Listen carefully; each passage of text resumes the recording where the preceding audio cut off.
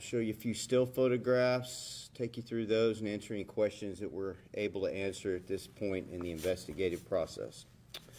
Everybody's ready? We'll begin.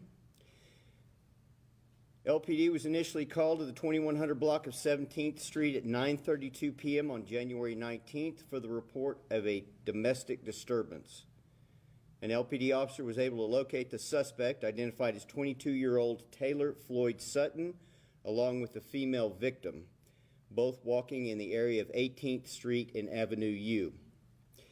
When the officer initially exited his vehicle, Floyd Sutton immediately ran and climbed a chain link fence. At that point, the officer commanded the individual to remain in that place.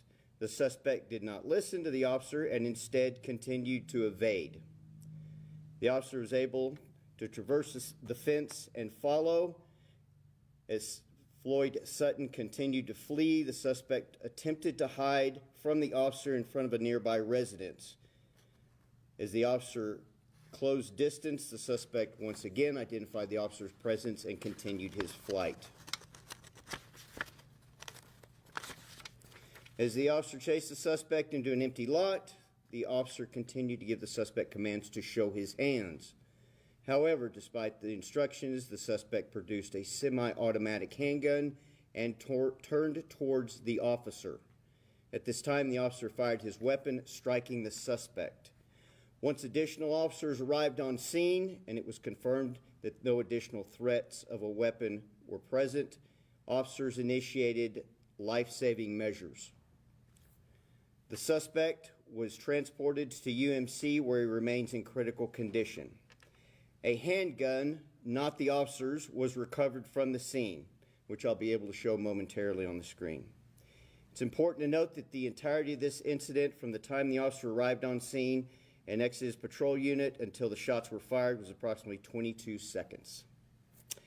An arrest warrant for aggravated assault of a public servant was issued and served on Floyd Sutton at UMC earlier today with a bond set at $200,000.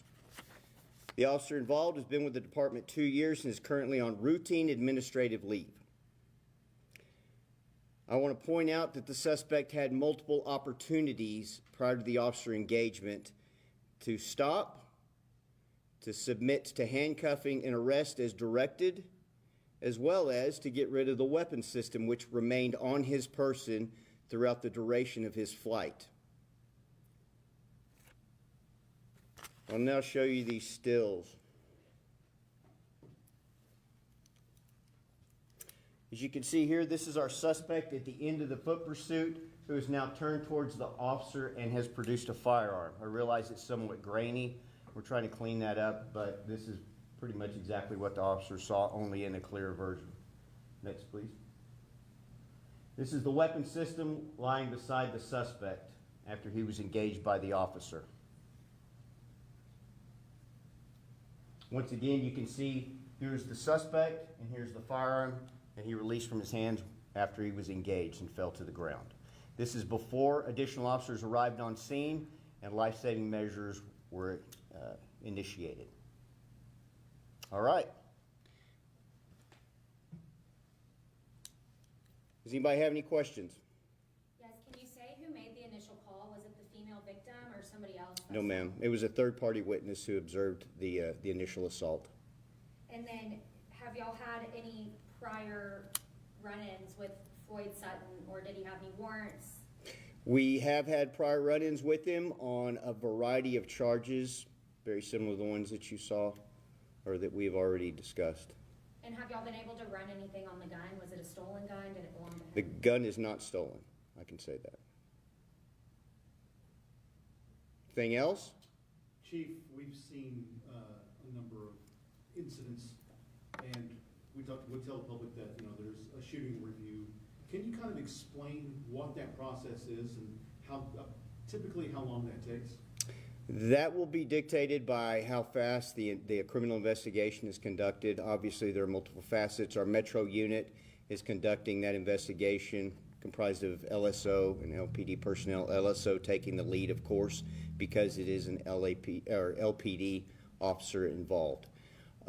Once that portion of the investigation is concluded, we will step into the administrative side of it, or we may run those coordinated and collateral so that we can kind of come to an assessment a little earlier than at the conclusion of a lengthy criminal investigation. But to your point, the internal investigation obviously is for policy procedures and to ensure that everything was done appropriately and if there's any changes that are required to our current policies. And I wouldn't ask you to speak about any other department other than Lubbock, but in today's climate, how important is it to be transparent about these incidents? Well, it's extremely imperative. I will say it's paramount to us ensuring that we have the utmost faith from our citizens to know that we're doing the right thing and that our officers, just as this officer did, are serving and protecting the capacity that they're required and placing their lives on the line every day and every night for their protection. And as you can see right here, this is what our officers face. This was what I would never consider any call typical. All of them have their nuances that change dynamics and outcomes, but what would seemingly be a family violence event that we respond to multiple times a day and night turned into a shooting situation, aggravated assault on a peace officer. And this happens, unfortunately, way too much. Having witnessed firsthand the training that goes into making these decisions, there may be people out there who second guess, but how thorough is that training for these situations? It's extensive, not only throughout the academy, but post-academy. They're continuing to train not only through the FTO program, Field Training Officer program, but through the duration of their careers.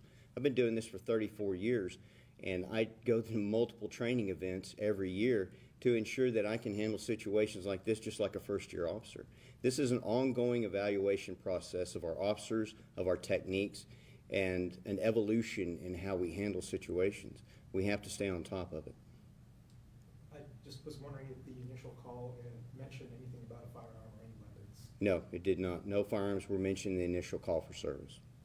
Was the female cooperative, or did she flee? Did she work with your guys? She initially fled but was located and was cooperative to an extent.